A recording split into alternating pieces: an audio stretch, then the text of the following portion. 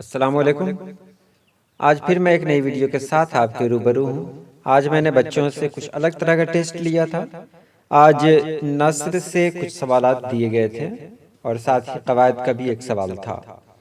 تو چلیے ہم دیکھتے ہیں کہ آج بچوں نے کیا جواب دیا۔ پہلے سوال کو ہم دیکھتے ہیں۔ سوالات تھے: نمبر 1، افسانہ اور کہانی میں کیا فرق ہے؟ نمبر 2، غزل اور نظم میں کیا فرق ہے؟ نمبر 3، مضمون کسے کہتے ہیں؟ نمبر 4، ماضی، حال اور مستقبل کی تعریف مثال کریں۔ اور نمبر 5 میں تھا اردو زبان پر 5 جملے لکھیں۔ تو ایک بچے نے تو ڈیزائننگ کر کے بھیج دیا۔ دیکھیے مضمون کے بارے میں، مضمون مختصر اور طویل بھی ہوتا ہے۔ یہ میں پڑھوں گا نہیں کیونکہ اتنے سارے بچوں نے جواب دیے ہیں، بہت وقت لگ جائے گا۔ اردو زبان کے بارے میں یہاں دیا گیا، اس کے بعد افسانہ اور ناول کے بارے میں بات کی گئی، نظم اور غزل میں فرق بتایا گیا، ساتھ ہی ساتھ ماضی، حال اور مستقبل کے بارے میں بتایا گیا۔ یہاں ایک بہت اچھا جواب ملا۔ دیکھیے جو لوگ ہاتھ سے لکھ کے دیتے ہیں نا وہ زیادہ صحیح ہوتا ہے۔ خوشتر رضا صاحب بہت اچھا جواب دے رہے ہیں۔ اس کے بعد ایک اور جواب، افسانہ اور کہانی میں تھوڑا سا فرق ہے، بہت اچھا انہوں نے یہیں پر جواب دے دیا تھا کیونکہ یہ گروپ میں نہیں ہے، یہ الگ سے ان کو کوشچن دیا جا رہا ہے۔ اس کے بعد یہاں سے آتا ہے افسانہ اور کہانی میں کیا فرق ہے؟ تو عام طور پر افسانہ اور کہانی میں کوئی فرق نہیں کیا جاتا بلکہ دونوں الفاظ کو مترادف سمجھا جاتا ہے۔ کہانی میں اصل واقعہ اور واقفیت ہوتی ہے، یہ جواب تھا۔ اب سوال کے حساب سے میں جواب دیکھتا ہوں۔ سب سے آخر میں افسانہ اور کہانی میں کیا فرق ہے؟ سب سے پہلا سوال تھا تو افسانہ اور کہانی میں کیا فرق ہے؟ دیکھیے یہاں پر بہت اچھا جواب دیا گیا ہے، آصف صاحب نے دیا ہے۔ عام طور پر افسانہ اور کہانی میں کوئی فرق نہیں کیا جاتا بلکہ دونوں الفاظ کو مترادف سمجھا جاتا ہے۔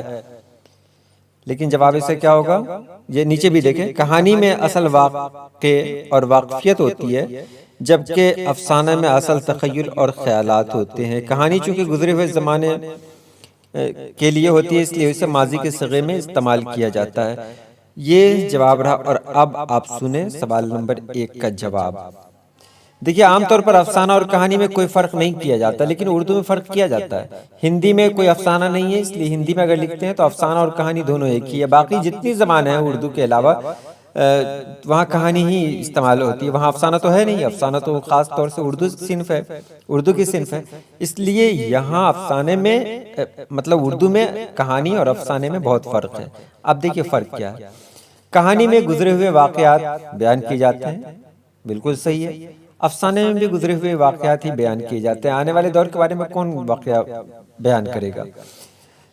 ایک خاص بات جو یہ ہے جو میں بار بار آپ لوگوں سے کہتا ہوں، افسانہ اور کہانی میں افسانہ حالات حاضرہ کی عکاسی کرتا ہے۔ حالات حاضرہ یعنی موجودہ وقت میں ابھی کیا ہو رہا ہے، کسی کے گھر میں کیا ہے، ابھی کون سا زمانہ چل رہا ہے، یہ سب بیان کیا جاتا ہے۔ جیسے میں نے پہلے بھی کہا تھا کہ اگر پریم چند آج کل کے زمانے میں ہوں تو وہ اپنے افسانوں میں بیل گاڑی کا ذکر نہیں کریں گے بلکہ انٹرنیٹ کا ذکر کریں گے، اینڈرائیڈ موبائل کا ذکر کریں گے۔ تو حالات حاضرہ کی عکاسی ہوتی ہے، ایک پوائنٹ۔ دوسری بات یہ رہی کہ افسانے کے بارے میں نے آپ کو کہا تھا کہ افسانے میں خیالی کردار نہیں ہوتے، وہ سارے کردار جو ہوتے ہیں وہ ہمارے آس پاس کے ہوتے ہیں، ٹھیک ہے؟ وہ کردار ہوتے ہیں، وہ من گھڑت کردار ہوتے ہیں، یعنی اس کو کسی کا نام لے لیا جگو، کسی کا نام لے لیا دوڑا، کسی کا نام لے لیا گوڑا وغیرہ وغیرہ، نام تو لے لیا لیکن خیالی کردار نہیں ہو پاتے ہیں۔ کہانی میں خیالی کردار ہے، جیسے اڑتا ہوا گھوڑا، جیسے کچھوا اور خرگوش، جیسے کوا اور لومڑی۔ اب بتائیے کوا اور لومڑی میں بات ہوئی ہوگی؟ بالکل نہیں ہوئی ہوگی۔ تو خیالی کردار وہاں ہوتے ہیں۔ اب میں ایک جملہ پڑھ کے بتا دوں، آپ سمجھ جائیں گے۔ میں آج پٹنہ جا رہا تھا، راستے میں نے گھوڑے کو دیکھا، گھوڑا بہت تیز دوڑ رہا تھا۔ اگر میں یہ کہوں تو یہ افسانہ کہلائے گا، کہانی کہلائے گا، دونوں کہلائے گا۔ لیکن اگر میں یہ کہوں کہ میں پٹنہ جا رہا تھا، راستے میں نے گھوڑے کو دیکھا، جیسے ہی میں گھوڑے کے پاس گیا گھوڑا سیدھے گھوڑے کے مطلب گھوڑا اڑنے لگا، اس کی پیٹھ پہ پنکھ لگ گئے اور گھوڑا اڑنے لگا۔ تو جانتے ہیں یہ بات افسانے میں نہیں ہوگی کیونکہ یہ صحیح بات نہیں ہے۔ یہ بات کہانی میں ہو سکتی، افسانے میں نہیں ہوگی۔ امید ہے آپ سمجھ گئے ہوں گے۔ دوسرا سوال کیا تھا؟ دوسرا سوال تھا غزل اور نظم میں کیا فرق ہے؟ دیکھیے ان کا جواب کتنا اچھا ہے۔ غزل سے مراد عورتوں سے باتیں کرنا یا پھر عورتوں سے متعلق باتیں کرنا ہے، جبکہ نظم ایک شعری اصطلاح ہے جس کے معنی پیرونا ہے، ترتیب دینا، تشکیل دینا اور انتظام کرنے کے ہیں۔ صحیح جواب ہے، لیکن میں اس میں کچھ اور جوڑ دوں۔ دیکھیے غزل کے معنی بالکل صحیح ہے، عورتوں سے باتیں کرنا معنی ہے، مطلب نکالا جاتا ہے غزل لفظ غزال سے ہے جس کا مطلب ہے ہرن کی آنکھ۔ لیکن یہاں فرق کے بارے میں بات جب کریں گے تو فرق یہ ہوگا کہ غزل کا ہر شعر الگ الگ معنی لیے ہوتا ہے، یعنی ایک شعر میں مکمل بات ہوتی ہے۔ غزل میں اگر 5 شعر ہے تو 5 طرح کی باتیں ہوں گی، لیکن نظم میں پوری نظم اوپر سے لے کر نیچے تک ایک ہی موضوع پر آپ کو لکھنی ہے۔ تو نظم میں صرف ایک موضوع کا انتخاب کیا جاتا ہے، لیکن غزل میں ہر شعر الگ الگ موضوع کا ہوتا ہے، اور غزل میں یہ بہت آزادی ہے کہ اس میں ایک شعر میں کہیں اور کی بات لکھیں، ایک شعر میں کوئی اور موضوع نکال لیں، تیسرا شعر کسی اور موضوع کا ہو، چوتھا شعر کسی اور موضوع کا ہو، وہاں آزادی ہوتی ہے۔ اور نظم میں یہ آزادی نہیں ہوتی، نظم میں آپ کسی ایک موضوع پر ہی لکھیں گے۔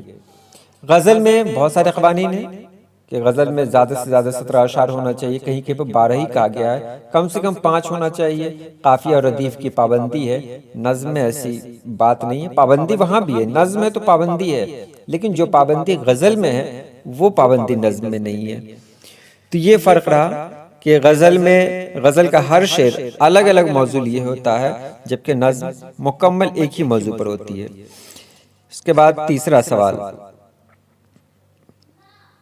ماضی حال اور مستقبل کی تعریف بیان کریں۔ دیکھیے ان سے تھوڑی سی بھول ہو گئی ہے، انہوں نے ماضی حال کو ایک ہی کہہ دیا، جبکہ ماضی حال اور مستقبل، تو ان کا جواب میں نہیں پڑھ رہا ہوں، میں سیدھے بتا رہا ہوں۔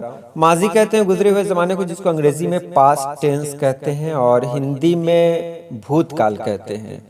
جیسے تھا، تھے، تھی، ایک راجا تھا، یہ ماضی ہو گیا۔ حال کہتے ہیں پریزنٹ ٹینس کو، جس کو ہندی میں ورتمان کال کہتے ہیں۔ جیسے ہے، ہو، ہوں، ہے وغیرہ جس جملے میں آتا ہے، وہ جا رہا ہے، میں کھاتا ہوں وغیرہ۔ اور مستقبل کہتے ہیں آنے والے زمانے کو، جس کو انگریزی میں فیوچر ٹینس کہتے ہیں اور ہندی میں بھوشیہ کال کہتے ہیں، جس کی پہچان ہے گا، گے، گی، جیسے وہ آئے گا، وہ جائے گا وغیرہ وغیرہ۔ اس کے بعد مضمون کسے کہتے ہیں، یہ سوال تھا، سوال نمبر 4 ہے، مضمون کسے کہتے ہیں، اور اردو زبان پہ 5 جملے لکھیے، 2 سوالات اور بچے ہوئے ہیں۔ مضمون کسے کہتے ہیں، ان کا جواب ہے، اچھا جواب دیا انہوں نے، کہ یہ غیر افسانوی صنف ہے جس کا آغاز اردو میں دہلی کالج سے ہوتا ہے۔ سر سید احمد خان اور ان کے ساتھیوں نے اس صنف کو بہت فروغ دیا۔ چلیے میں آپ کو بتا رہا ہوں مضمون کہتے کسے ہیں۔ مضمون کہتے ہیں کسی ایک موضوع پر مکمل جانکاری حاصل کرنا اور پوری دلیل کے ساتھ جانکاری حاصل کرنا، پورے پروف کے ساتھ۔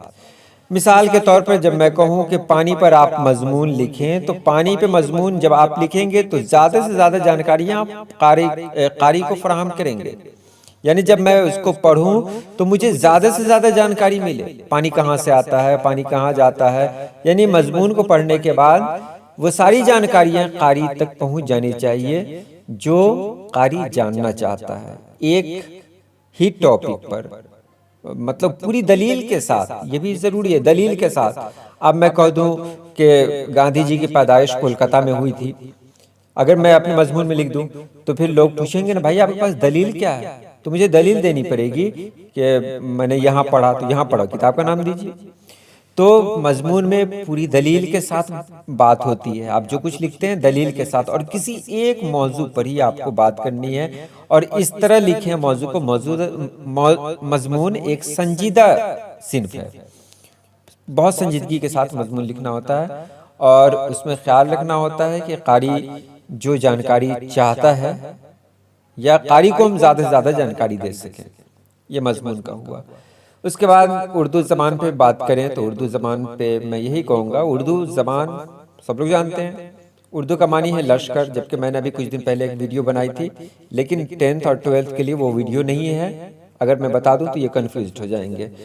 تو اردو کا معنی ہے لشکر، اور اردو زبان جو ہمارے ہاں آئی ہے لشکری زبان ہے بھی۔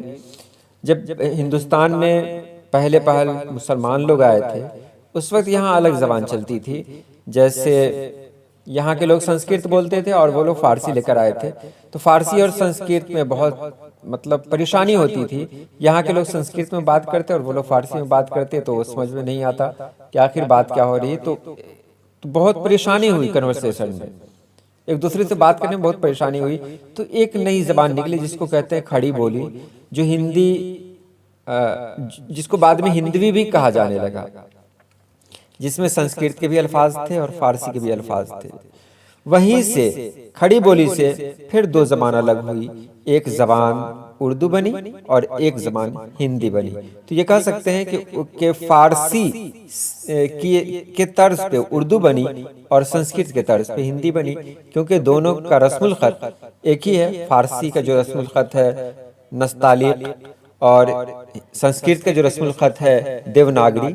تو نستعلیق رسم الخط فارسی کا بھی ہے، اردو کا بھی ہے، اور دیوناگری رسم الخط سنسکرت کا بھی ہے، ہندی کا بھی ہے۔ اردو کو بہت فروغ ملا غالب کی وجہ سے، میر کی وجہ سے۔